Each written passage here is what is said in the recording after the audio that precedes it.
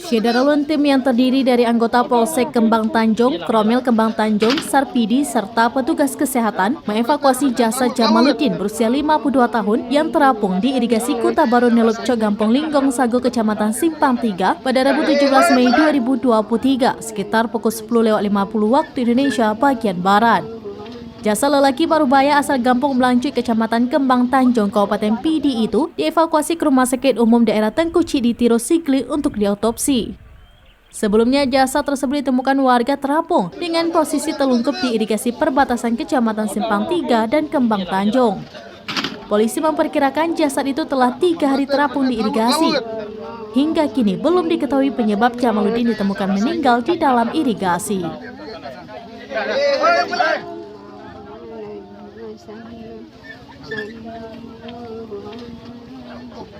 Dari PD, Muhammad Nazar, Seraminews.com.